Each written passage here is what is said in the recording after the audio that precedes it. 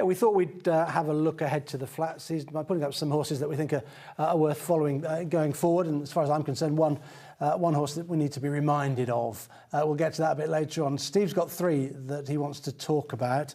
Over to you, Steve. Yeah, first has to be Talk of New York. I was in the studio that day when he made the debut. He had the breeding to go into it. Wooten Bassett out of Usherette, who won the Dahlia Stakes and the Duke of Cambridge. And it was just this stage of the race that I was really impressed with. This is pretty much one of the first times we'd used the drone shots, and just to see him length and clear of Go Rimbaud, who had the benefit of experience before this race, was something to behold. And the race IQ data backed it up. The finishing speed percentage was 110%. The top speed was a whopping 41.34 miles per hour, and he was learning on the job. But the thing that I liked about it was the fact that he broke smartly, and William Buick wanted to take a lead and reined him back, and he settled perfectly well. And Charlie Appleby had a really good year with two-year-olds last season. If you look at it, he was 66 from 168 overall. That's a 39% strike rate. It was even better on the all-weather. It was a 50% strike rate. And looking forward to the 2,000 Guineas, he has got options. He had Distant Storm, who won the Tattersall Stakes and finished third in the Dewhurst. He had Nation's Hope, who won a couple of times on the all-weather. Hidden Force, who won on the all-weather as well. But this was the one that I was really excited about going forward into the 2,000 Guineas next year. It'll be interesting to see if they go for a trial before going to the Guineas. I imagine they will, to see that he'll handle turf. But yeah, Talk of New York was definitely the one for me. The notable speech route, eh? All weather to Guineas glory. Yeah, he could well do. He could do, yeah. Yeah, OK, second horse, Publish. A very interesting horse in terms of the race IQ sectional data, because he probably should have won at Haydock. When he was beaten by a very good horse, though.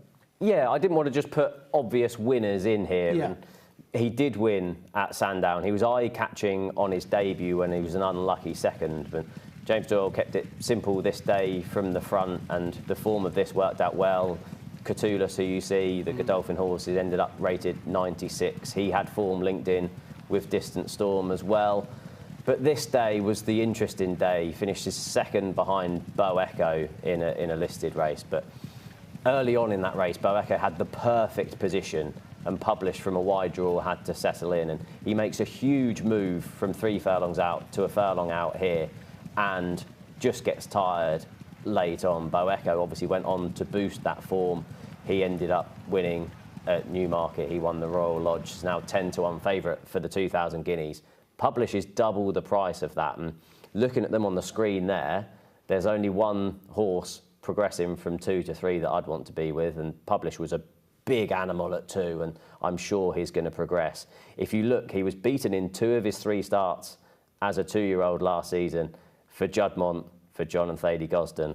Field of Gold, a similar son of Kingman, was also beaten in 2 of his 4 starts as a 2-year-old, and yeah, it'll be interesting to see if he goes the same way next season. Yeah, he quickened up from the back of the field that day at Haydock, made up a number of lengths in so doing, and then just flattened out after that. I think you could give him a massive sectional upgrade. He probably should have won that race, and he's very interesting at the price for the 2,000 Guineas. One more.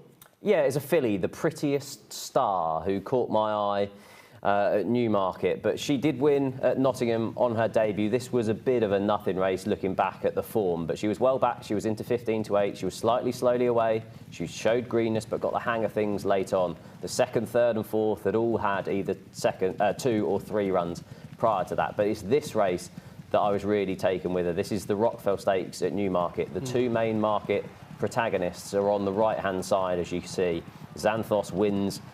You had Tulane, who's the Shadwell horse, who went off favourite that day, but the Prettiest Star was caught slightly out wide in the main group, and I thought stays on extremely well for a horse who was only having her second start. Handled the dip well for an inexperienced horse. Looking at that and the 1,000 Guineas long term, out of the 2 of those, there's only one who I'd want to be with. The Prettiest Star is currently 25-1 for the 1,000 Guineas, and Xanthos is 20-1. So it's interesting again to see if they go for a prep run. I would personally run her in the Nell Gwyn over 7 furlongs. I think Cachet did that back in 2022 before winning the 1,000 Guineas, and yes, I think she'll improve for the step up to a mile, but yeah, I'm excited to see her next year. Okay, 3 interesting horses to keep an eye on going forward. Just recap for us, Steve. So, Talk of New York, who I thought made an unbelievable all-weather debut at Kempton. I think he is a leading fancy for the 2,000 guineas. Publish, I think, could be slightly forgotten about the fact that he finished second to Bo Echo, but again, he could turn into a guineas horse. And then the Prettiest Star, who I think could be a 1,000 guineas horse. So, either my April/start of May will be going very well or not. Good luck with them. Let's have a look at 3 more, courtesy of myself. I'll start with Albert Einstein, a bit of a talking horse, isn't he? Last season, he won on his debut at McNae's by a length and a quarter. That was the maiden over 6 furlongs. And then he went to the Curragh Group 3 there, and he had a good turn of foot that got him out of trouble. He quickened up really well to beat Power Blue. And he won by 3/4 of a length. I think he was value for much more than that. And Power Blue went on, of course, to win the Phoenix Stakes Group 1 at the Curragh. So pretty good form, but I think he was value for much more than the winning margin of 3/4 of a length. And he probably would have, well, he'd have gone very close in the Coventry, wouldn't he, I think. The big thing about him is his 2 runs have been over 6 furlongs. Whether he'd stay a mile or not, you wouldn't know at this stage, but he is bred to go a mile, and he has got a tremendous turn of foot. So I think he's very interesting, one that we shouldn't forget about just because he's only had 2 runs and we haven't seen him since May of last year. This horse is another Aidan O'Brien horse, Benvenuto Cellini. This is a really exciting horse, actually. When he was last seen, he ran at Doncaster in the Futurity, and he got bogged down, really. He's got plenty of speed. He showed that prior to going to Doncaster.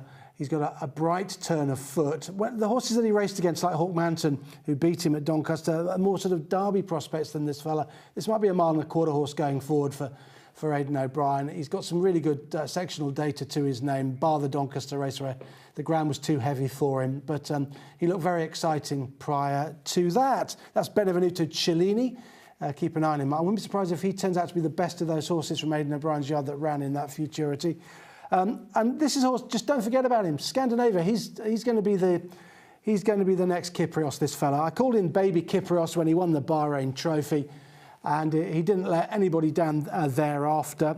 They thought about going to the Melbourne Cup with him, but Australian vets put paid to that. But just don't want to forget about him. I think he's got a cup horse for next year, and he could win them all, to be honest. He is so talented, and his Bahrain Trophy effort was a huge one on the clock. So a reminder to keep an eye out for Albert Einstein going forward.